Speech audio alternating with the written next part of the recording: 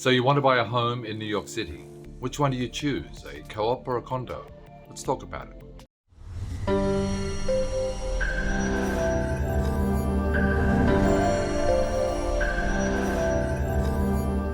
Welcome to another episode of Daddy Knows Best. I'm Property Daddy NYC, and if you haven't liked or subscribed, do so now.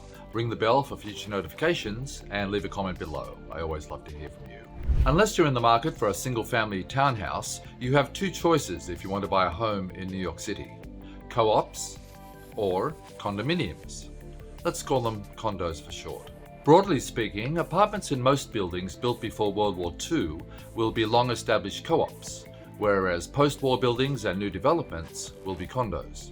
There's two main differences between a co-op and a condo. When you buy a co-op, you're buying shares in a corporation, and you as a shareholder are entitled to a proprietary lease in a particular apartment.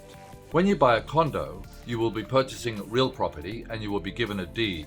Co-ops are typically less expensive than condos, but the purchase does require obtaining board approval, and that can be an arduous process. Co-ops have a strict policy with regards to down payment, whether it be 10, 20 or 50% in some buildings.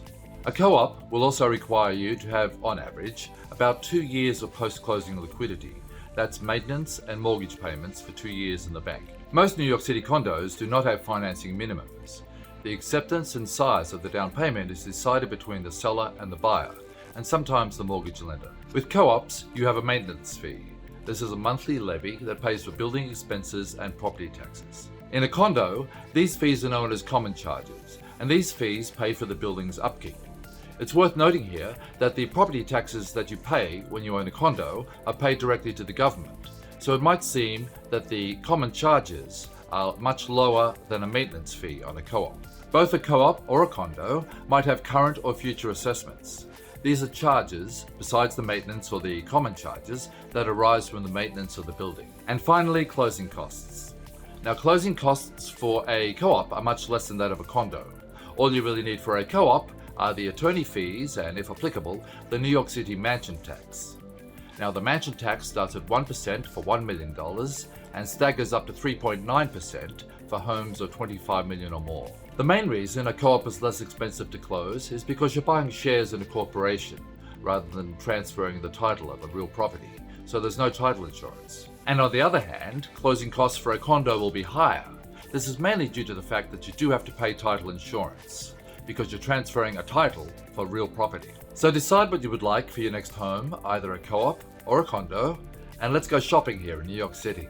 And that's it for another episode of Daddy Knows Best. I'm Property Daddy NYC, and if you haven't liked or subscribed, do so now. Ring that bell for future notifications, and if you love the video, please leave a comment below. I always love to hear from you.